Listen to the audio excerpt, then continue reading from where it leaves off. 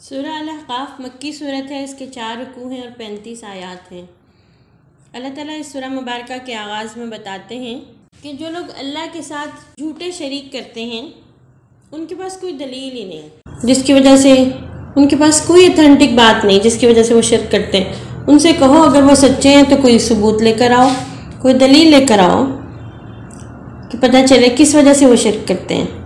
اس کے علاوہ اللہ تعالیٰ کہتے ہیں کہ اس سے بڑا گمراہ اور کون ہوگا جو اللہ کے سوا کسی اور کو پکارتا ہے۔ اللہ ہی دعا سن سکتا ہے، اللہ ہی پکار سنتا ہے، اللہ ہی مدد کرتا ہے، وہی ضرورت پوری کرتا ہے، اللہ کے سوا کوئی اور نہیں کر سکتا۔ قیامت تک وہ جو بت ہیں وہ ان کی پکار کا جواب نہیں دے سکتے، وہ تو ان کی پکار سے غافل ہیں۔ حضرت ابراہیم نے بھی یہی بات کہی تھی نا اپنے قوم کے لوگوں سے کہ جو بت ہیں نہ تمہاری بات سنتے ہیں، نہ یہ تمہاری کوئی ضرورت پوری کر سکتے ہیں، یہ تو اپنی ضرورت بھی پوری کرنے سے، حتیٰ کہ اپنی حفاظت کرنے سے بے قاصر ہیں۔ جب حضرت ابراہیم نے کلہاڑا لے کر ان بتوں کو توڑ دیا تو ان سے یہی پوچھا تھا کہ کیا وہ اگر تمہاری ضرورت پوری کر سکتے ہیں تو کیا وہ اپنے آپ کو بچا کیوں نہیں سکے؟ تو آپ نے دیکھا ہوگا آج کل کچھ ویڈیوز میں کہ انڈیا میں جب کرونا اتنا زیادہ پھیل رہا ہے تو وہ لوگ اپنے جو بت ہیں ان کو سپرے کر رہے ہیں، یعنی کہ وہ ڈس انفیکٹ کرنے کے لیے، انہیں کرونا سے یا انہیں جرم سے محفوظ رکھنے کے لیے۔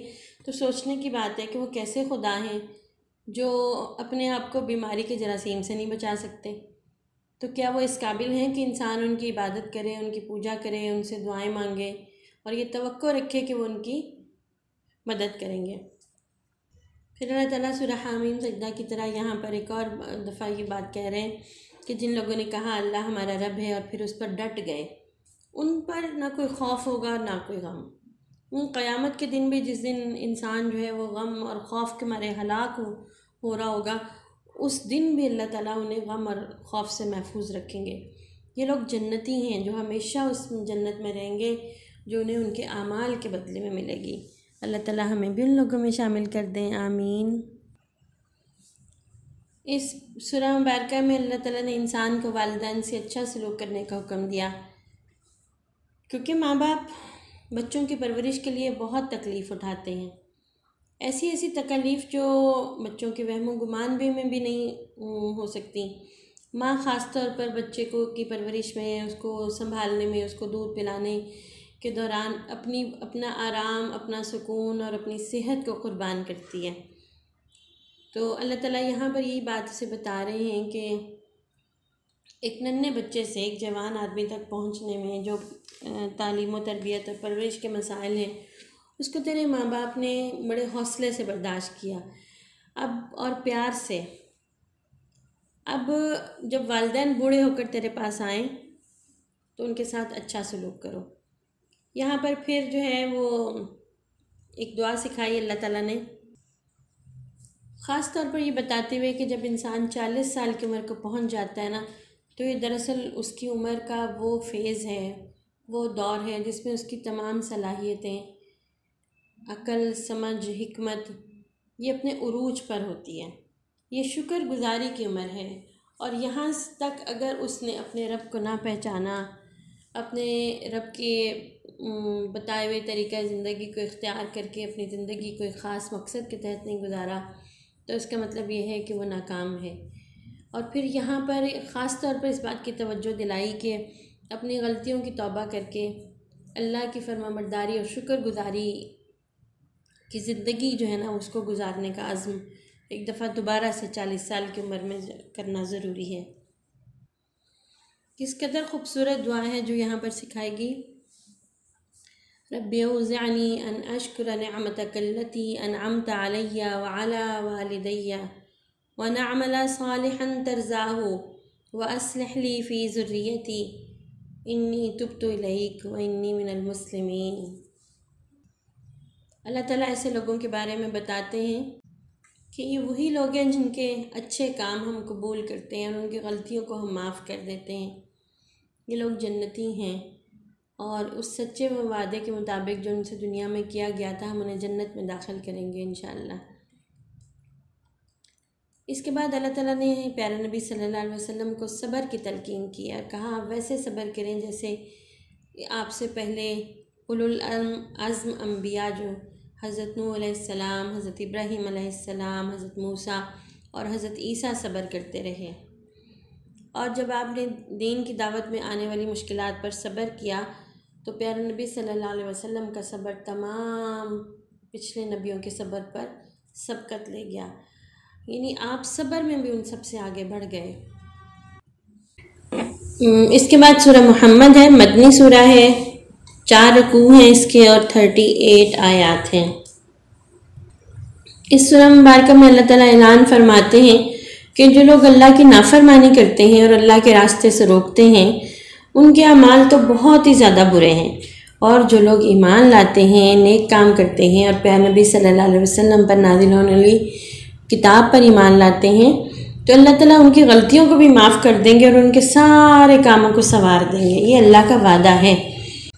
اللہ تعالیٰ بتاتے ہیں کہ جو لوگ ہمارے نافرمان ہیں نا، کفر کرنے والے لوگ یا نافرمانی کرنے والے لوگ، ان کا رہن سہن اور کھانا پینا جو ہے وہ جانوروں کی طرح ہے، وہ جانوروں کی طرح کی زندگی گزارتے ہیں، جانور بھی کھاتے ہیں پیتے ہیں، گھر جو کوئی ان کا ٹھکانہ ہوتا ہے وہاں رہتے ہیں۔ تو اللہ تعالیٰ کہتے ہیں انسان تو جانوروں کی طرح کی زندگی گزارنے کے لیے دنیا میں نہیں آیا، جو کہ جانوروں جیسی زندگی گزارے گا اس کا جہنم میں ٹھکانہ ہے۔ جس طرح جانور جو ہیں انہیں نہیں پتہ کیا کرنا ہے کیا نہیں کھانا، اللہ نے ان کے لیے کوئی ایسا حلال اور حرام نہیں رکھا جیسا انسانوں کے لیے رکھا ہے، تو کافر بھی اس بات کی تمیز کے بغیر کھاتے پیتے ہیں کہ کیا کھانا چاہیے کیا نہیں کھانا چاہیے، کون سے کام کرنے چاہیے کون سے نہیں کرنے چاہیے۔ تو اللہ تعالیٰ نے ایسے لوگوں کے لیے جہنم کے دہکتے ہوئے انگاروں کو تیار کر رکھا ہے۔ انگارہ کس کو کہتے ہیں؟ آگ کا شعلہ جس کے اندر سے نکل رہا ہو۔ اس کے بعد ارشاد ہوتا ہے اللہ تعالیٰ کا کہ لوگ قرآن مجید پر غور کیوں نہیں کرتے، کیا ان کے دلوں پر تالے لگے ہوئے ہیں؟ قرآن مجید یہی بات تو ہمیں سکھاتا ہے کہ اللہ کے سوا کوئی معبود نہیں۔ جن لوگوں نے اللہ کی نافرمانی کی، اللہ کے راستے سے روکا اور یہ بھی پتہ چل گیا کہ سیدھا راستہ کون سا ہے، پھر بھی وہ اس پر نہ چلے، تو اللہ تعالیٰ کہتے ہیں وہ تو سخت ناکام ہو گئے، ان کے تو سارے کام ہی برباد ہو گئے۔ سورت کے آخر میں اللہ تعالیٰ یہ کہتے ہیں کہ اے لوگوں جو اللہ کے راستے میں نکلنے میں، تمہیں اللہ کے راستے میں نکلنے اور خرچ کرنے کی دعوت دی جاتی ہے تو تم میں سے کچھ لوگ کنجوسی کرتے ہیں۔ یاد رکھو جو کنجوسی کرتا ہے وہ اپنی جان کے ساتھ ہی کرتا ہے، وہ اپنا نقصان کرتا ہے۔ اللہ غنی ہے اور تم سب فقیر ہو۔ اللہ اس بات پر قدرت رکھتا ہے کہ تمہیں تبدیل کر کے کسی اور قوم کو لے آئے اور ان سے وہ کام لے لے جو اللہ لینا چاہتا ہے، جو تم جیسی قوم نہیں کرتی۔ اس بات کو اس طرح بھی سمجھ کر کے دیکھیں، مسلمانوں نے جب بھی اپنی قیادت اور امامت کا منصب چھوڑا، دنیا کے لوگوں کو اللہ کا پیغام دینے، اللہ کے نظام نافذ کرنے میں اپنا کردار ادا کرنا چھوڑا، اللہ نے ان پر کسی نہ کسی قوم کو مسلط کر دیا۔ اگر ہم تاریخ کو دیکھیں تو کس طرح مسلمانوں کے اوپر منگول مسلط کیے گئے تھے، ہے نا۔ پھر اللہ نے یورپی اقوام کو مسلمانوں پہ مسلط کیا، اور آج بھی جو سپر پاورز ہیں جو مسلمانوں سے اپنی مرضی کے کام کرواتے ہیں، مسلمان قوموں کو اپنے نیچے لگا کے انہوں نے رکھا ہوا ہے۔ اس کی وجہ کیا ہے؟ اس کی وجہ یہی ہے کہ بحیثیت قوم ہم نے اللہ کے حکم کو نافذ کرنا چھوڑ دیا، ہم نے اپنی اجتماعی زندگی میں سے اسلام کو نکال دیا۔ ہمارے اندر ابھی بھی نمازیں پڑھنے والے، زکوٰۃ دینے والے، صدقہ خیرات کرنے والے لوگوں کی تعداد کم نہیں ہے، لیکن انہوں نے اسلام کو صرف اپنی انفرادی زندگی تک رکھا۔ اجتماعی معاملات میں انہوں نے اسلام کو دخل دینے کی اجازت ہی نہیں دی۔ اجتماعی معاملات میں ہماری تقریبات بھی شامل ہیں، ہمارا لین دین، ہمارے کاروبار، ہماری تجارت، ہمارا عدالتوں کا انصاف، ہمارے حکمرانی کرنے کا طریقہ، یہ سب ہمارے اجتماعی معاملات ہیں۔ اس کے اندر سے ہم نے اسلام کو دیس نکالا دے دیا، لہٰذا ہم ذلیل ہو گئے، ہمارے اوپر اللہ نے اور قوموں کو مسلط کر دیا۔ ایک دفعہ پھر مسلمانوں کو امامت کے منصب پر فائز ہونے کے لیے ضروری ہے کہ وہ اپنے اداروں کو مضبوط کریں، اس کو اللہ کے احکامات کے مطابق چلائیں، اپنے اجتماعی معاملات کے اندر اللہ کی مرضی کے علاوہ کوئی اور مرضی نہ چلنے دیں، اللہ کے قانون کے علاوہ کسی اور قانون کو نہ چلنے دیں۔ اب ہم آغاز کریں گے سورہ فتح کا۔ مدنی صورت ہے، 4 رکوع ہیں اور 29 آیات ہیں۔ سورہ فتح میں اللہ نے نبی کریم صلی اللہ علیہ وسلم کو، مسلمانوں کو ایک بہت بڑی فتح کی خوشخبری دی ہے۔ یہ مکہ کی فتح کی خوشخبری ہے اور صلح حدیبیہ کے پس منظر میں ہے۔ جب مسلمانوں نے حدیبیہ کا معاہدہ کیا تو اس کی کچھ باتیں ایسی تھیں جس سے مسلمانوں کے اندر بڑا رنج آیا۔ ان کو لگا کہ ہم تو کمزور ہو گئے کافروں کے مقابلے میں، لیکن اللہ نے معاہدے کی انہی باتوں کو مسلمانوں کی فتح کا ذریعہ بنا دیا، اور اس معاہدے کے بعد دین کی دعوت کی راہ میں حائل بہت ساری رکاوٹیں ختم ہو گئیں۔ صرف 2 سال کے عرصے میں مسلمانوں کی تعداد 1400 سے 10,000 ہو گئی۔ بظاہر بچوں کچھ چیزیں ایسی ہوتی ہیں جو ہمیں لگتا ہے کہ اس میں ہمارے لیے کوئی بھلائی نہیں ہے، کوئی فائدہ نہیں ہے، تو اس معاہدے سے یہ بات بھی سمجھ میں آتی ہے کہ جب اللہ کی رضا کو، اس کے فیصلے کو مان کے اس پہ راضی ہو جایا جائے تو اللہ اسی چیز میں جو خیر رکھی ہوتی ہے نا، وہ کس طریقے سے انسان تک پہنچاتے ہیں کہ انسان کے وہم و گمان میں بھی نہیں ہوتا۔ اب کافر تو بظاہر اس بات پہ بڑے خوش تھے کہ ہم نے اپنی مرضی کی باتیں منوا لی اور ہم نے مسلمانوں کی نہیں مانی، لیکن آپ یہ دیکھیں کہ اتنی اسی بات سے کہ 2 سال کے عرصے میں 1400 سے 10,000 کی تعداد مسلمانوں کی، یعنی اتنے زیادہ لوگوں نے اسلام قبول کیا۔ اس صورت میں 2 گروہوں کا ذکر ہے، ایک وہ جو غیر مسلح اور گھر سے دور ہونے کے باوجود پیارے نبی صلی اللہ علیہ وسلم کے ایک اشارے پر جہاد کا وعدہ کر لیتا ہے، اور یہ وعدہ کرتا ہے کہ وہ فتح ہو یا شہادت ہو، ہر صورت میں نبی کریم صلی اللہ علیہ وسلم سے وفادار رہیں گے۔ اب اللہ کو ان کا یہ جذبہ بہت ہی پسند آیا۔ جن لوگوں نے پیارے نبی سے وعدے کے لیے ہاتھ بڑھایا، کہا ان کے ہاتھ پر اللہ کا ہاتھ ہے، ایسے وعدے کو بیعت کہتے ہیں۔ اور پھر یہ کہا کہ اللہ ان مومنوں سے راضی ہے جنہوں نے درخت کے نیچے آپ کے ہاتھ پر بیعت کی۔ اس موقع پر اللہ تعالیٰ نے مسلمانوں کو فتح مبین کی، یعنی بہت بڑی فتح کی خوشخبری دی۔ ان آیات کے نازل ہونے کے بعد رسول اللہ اور صحابہ کے دل خوشی سے بھر گئے، اور 2 سال کے کم ترین عرصے میں مسلمانوں کو فتح مکہ جیسی عظیم کامیابی حاصل ہو گئی، اور وہ بھی ایسی فتح جس میں مسلمانوں کو لڑنا پڑا ہی نہیں، لڑے بغیر انہوں نے مکہ فتح کر لیا۔ دوسرا گروہ منافقوں کا گروہ تھا جو مدینہ سے ہی آپ کے ساتھ نہیں چلے تھے۔ ان کا خیال تھا کہ مسلمان تو مکہ سے زندہ واپس ہی نہیں آ سکتے، اور اللہ نے ان کے بارے میں بتایا کہ جب آپ واپس جائیں گے تو وہ جھوٹے بہانے کریں گے آپ سے، اور پھر یہ بھی بتایا کہ 3 اہم باتیں بتائیں اس موقع پر اللہ تعالیٰ نے کہ اسلام کو غلبہ ملے گا پوری دنیا کی سطح پر، دوسرا یہ کہ آپ کے ساتھیوں کی تعریف اللہ تعالیٰ نے کی، اور تیسرے نمبر پر ان کے لیے اجر عظیم اور مغفرت کا وعدہ فرمایا۔ اور اس کے علاوہ اللہ تعالیٰ نے جو برے کاموں کے لیے گروہ بناتے ہیں نا، آپس میں گروپنگ کرتے ہیں، اللہ نے اس کی سخت مذمت کی۔ اسلام کے مقابلے میں، اللہ کی مرضی کے مقابلے میں شیطان کے ساتھی بن کر جو گروپنگ کر کے سازشیں کرتے ہیں، اللہ تعالیٰ نے اس کو بہت برا کہا ہے یہاں پر۔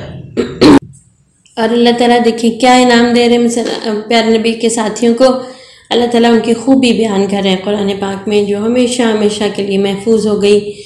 1400 سال سے بھی زائد ہو گئے کہ ہم اللہ کے نبی صلی اللہ علیہ وسلم کے ان ساتھیوں کی ان خوبیوں کو قرآن پاک میں پڑھتے ہیں، رہتی دنیا تک پڑھی جاتی رہیں گی۔ اللہ تعالیٰ کہتے ہیں کہ محمد رسول اللہ کے ساتھی جو ہیں وہ کفار پر سخت ہیں، لیکن آپس میں بڑے نرم دل، رحم کرنے والے، آپس میں محبت کرنے والے۔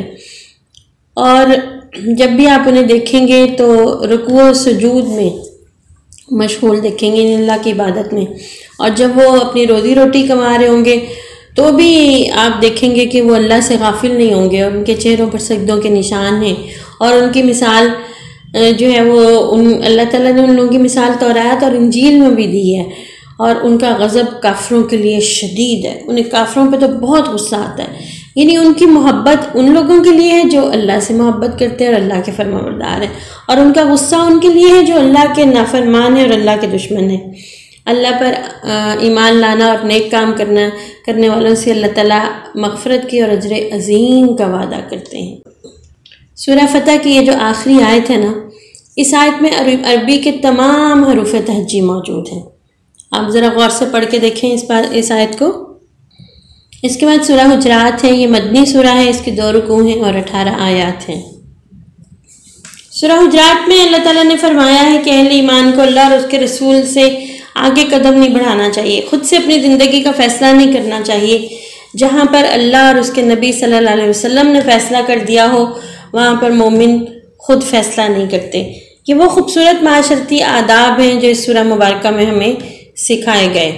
یہ بھی بتایا گیا کہ ایمان والے جو ہیں وہ اللہ کے نبی صلی اللہ علیہ وسلم کی آواز سے اپنی آواز اونچی نہ کریں، ان کے سامنے بلند آواز سے اس طرح نہ بات کریں جیسے آپس میں ایک دوسرے سے کرتے ہیں، ورنہ ان کے اعمال برباد ہو جائیں گے۔ یعنی نبی صلی اللہ علیہ وسلم کی عزت اتنی اہم ہے کہ ان کے سامنے وہ اتنے محترم ہیں کہ ان کے سامنے اونچی آواز سے بات کرنے سے اعمال برباد ہو سکتے ہیں۔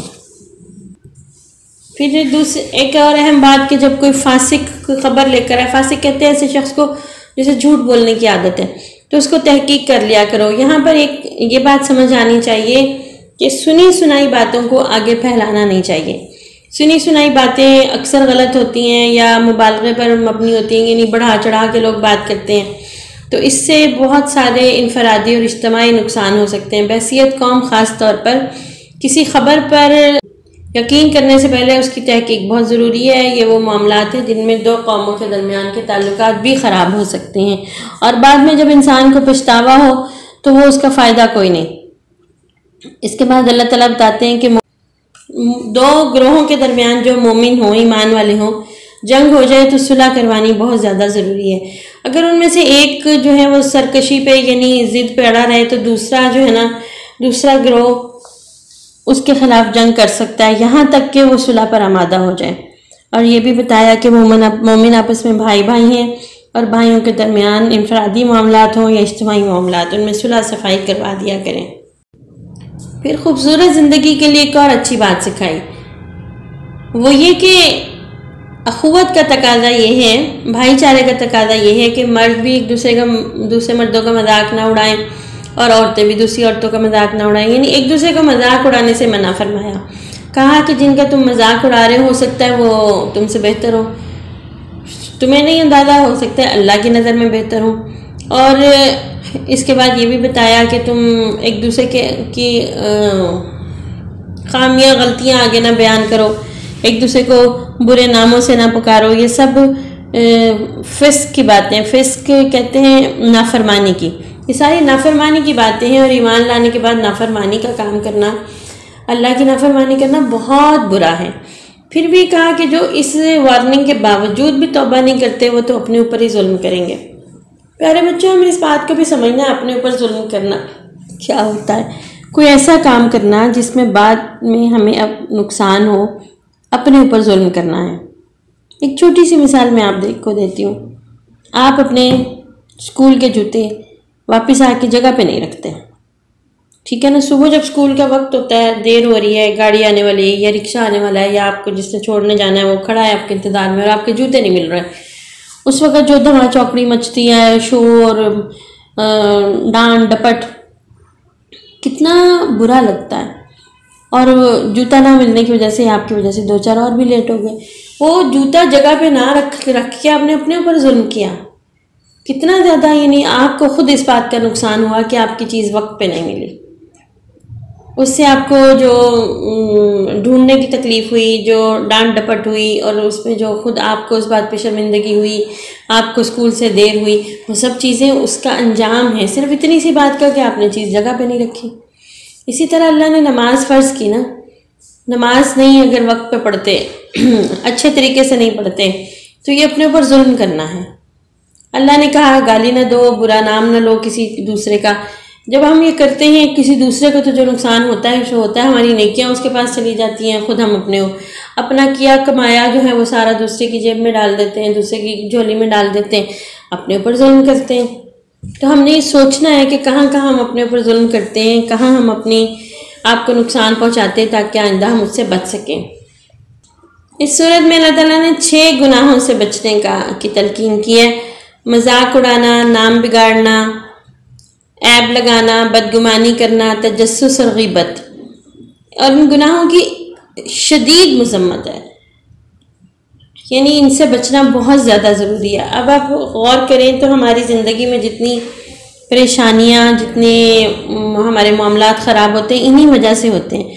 اگر ہم ایک اچھی زندگی گزارنا چاہتے ہیں اور ہم سے جڑے جتنے بھی رشتے ہیں ان سب کے ساتھ اچھے تعلقات اور معاملات رکھنا چاہتے ہیں کہ ہماری زندگی میں امن ہو، سکون ہو، محبت ہو، اطمینان ہو، تو ہمیں ان 6 کے 6 گناہوں سے بچنا ہے، پوری کوشش کرنی ہے۔ اور آپ کو پتہ ہے نا کہ یہ وہ سارے کام ہیں جن سے روزہ بھی خراب ہو جاتا ہے۔ اس کے بعد آغاز ہوتا ہے سورہ قاف کا۔ سورہ قاف میں اللہ تعالیٰ نے زمین اور آسمان کی پیدائش کے بارے میں بتایا ہے کہ اللہ نے زمین و آسمان کو 6 دن میں بنایا، اور 6 دن میں بنانے کے بعد بھی اس کو تھکاوٹ نہیں ہوئی۔ اللہ تعالیٰ ایسا خالق ہے جو تھکاوٹ سے پاک ہے، جو ہر عیب ہر خامی سے پاک ہے۔ تھکنا تو انسانوں کے ساتھ ہے نا، یہ باقی جانداروں کے ساتھ، اللہ نہیں تھکتا، کسی کام سے نہیں تھکتا۔ پھر اس بات کا بھی ذکر کیا گیا ہے کہ جب جہنم میں جہنمیوں کو ڈالا جائے گا تو وہ کہے گی میرے اندر اور لوگوں کو ڈالا جائے، اور لوگوں کو میرے اندر ڈالا جائے۔ استغفر اللہ۔ جہنم سے بچنے والے اور جنت میں جانے والے صرف وہی خوش نصیب ہوں گے جنہوں نے اللہ سے ڈر کے زندگی گزاری ہوگی، یعنی اس کے ناراض کہیں ایسا کام نہ کر گزریں کہ جس سے وہ ناراض ہو جائے، اور اللہ کو راضی کرنے کی فکر رکھنے والے لوگ جو ہیں وہ جنت میں جائیں گے۔ اللہ تعالیٰ سے دعا ہے کہ اللہ ہمیں جنت میں جانے والوں میں شامل کر دے، ہمیں ایسے کام کرنے کی توفیق دے جو جنت میں جانے والے لوگ کرتے ہیں۔ یہ سورت جو ہے وہ انسان کو یہ احساس دلاتی ہے، سورہ قاف کے ایک دن قیامت آئے گی اور اسے اللہ کے حضور حاضر ہونا ہے اور ہر چیز کا حساب دینا ہے۔ اس صورت میں اللہ تعالیٰ ارشاد فرماتے ہیں کہ جو اللہ ہے نا وہ انسان کی شہرگ سے بھی قریب ہے۔ یہ ہمارے گلے کے اندر جو بڑی رگ ہوتی ہے نا، اس کو شہرگ کہتے ہیں، جس میں سے ہمارے جسم کا زیادہ تر خون گزرتا ہے۔ تو انسانی ذہن میں پیدا ہونے والے احساس کو، خیال کو بھی اللہ جانتا ہے، ہمارے دلوں میں جو باتیں ہیں ان سب کو اللہ جانتا ہے۔ اور 2 فرشتے اللہ تعالیٰ نے جو ہمارے کندھوں میں بٹھا رکھے ہیں وہ سب کچھ لکھ رہے ہیں، ہر وہ لفظ جو ہمارے منہ سے نکلتا ہے۔ وَمَا يَلْفِظُ مِنْ قَوْلٍ إِلَّا لَدَيْهِ رَقِيبٌ عَتِيدٌ، ایسے ایکٹیو اور ویجیلنٹ، ایسے حاضر باش فرشتے ہیں کہ ایک لفظ بھی ان کی لکھنے سے، ان کے سننے سے اوجھل نہیں ہو سکتا جس کو انہوں نے لکھنا ہوتا ہے۔ جو ہمارے منہ سے نکلتا ہے سب کچھ سنتے ہیں اور سب کچھ لکھتے ہیں، اور پھر وہ اللہ کے حضور پیش کرتے ہیں کہ یہ انسان نے یہ باتیں کی۔ اس سورہ مبارکہ میں اللہ تعالیٰ یہ بھی فرماتے ہیں کہ قرآن مجید کے ذریعے ان کو نصیحت کریں، پیارے نبی صلی اللہ علیہ وسلم سے کہہ رہے ہیں۔ اور نصیحت کس کو کریں؟ ان لوگوں کو کریں جن کے دل میں اللہ کا خوف ہے، یعنی نصیحت کام ہی وہاں پر آئے گی جہاں پر اللہ سے ڈرنے والے لوگ موجود ہوں گے۔ جو اللہ سے ڈرتے نہیں، وہ اللہ کی لائی ہوئی قرآن پاک کے ذریعے جو نصیحت آ رہی ہے اس کا ان کے اوپر کوئی اثر نہیں ہے۔ سورہ قاف کے بعد سورہ ذاریات ہے، اس کو انشاءاللہ ہم کل اگلے پارے کے ساتھ دیکھیں گے۔ اب دیکھتے ہیں آج کا ہوم ورک۔ اللہ تعالیٰ نے مشرکوں سے شرک کی کیا دلیل مانگی؟ ماں باپ کی بات ماننے کے کیا فائدے ہیں؟ اللہ تعالیٰ کن کی غلطیوں کو معاف کر کے ان کے تمام کاموں کو ٹھیک کر دیتے ہیں؟ سورہ حجرات میں کون سے 6 کاموں سے منع کیا گیا ہے؟ اور جو 2 فرشتے ہمارے کاندھوں پر بیٹھتے ہیں ان کا کیا نام ہے اور وہ کیا کرتے ہیں؟ اس کے علاوہ انشاءاللہ تاخراتوں میں تو آپ بہت ساری دعائیں کرتے ہوں گے نا، میں نے 1-2 دفعہ پہلے بھی آپ سے کہا ہے میرے لیے بھی دعا کریں، تو اب مجھے کوئی بتائے گا کمنٹ میں کہ آپ نے میرے لیے دعا کی؟ میں آپ سب کے لیے دعا کرتی ہوں، اللہ ہم سب کو، مجھے، آپ کو، ہم سب کو قرآن شوق سے سیکھنے والا بنا دے، قرآن کے پیغام کو سمجھنے والا، اس پر عمل کرنے والا اور اس کو آگے پہنچانے والا۔ اور جب ہم قیامت کے دن اللہ کے نبی صلی اللہ علیہ وسلم سے ملیں تو ہم سے راضی ہوں، خوش ہو جائیں، اور وہ خوش ہو کے اللہ تعالیٰ کو بتائیں یہ ہے میرے وہ امتی جنہوں نے میرے بعد دین کے کام میں، قرآن کے پیغام کو آگے پہنچانے میں اپنا حصہ ڈالا۔ اگر اللہ ہم سے یہ کام کروائے تو میرے ریاکاری سے بچائے اور قبول فرما لے، آمین ثم آمین۔ کل ملیں گے پھر انشاءاللہ اگلے پارے کے ساتھ۔ السلام علیکم ورحمۃ اللہ۔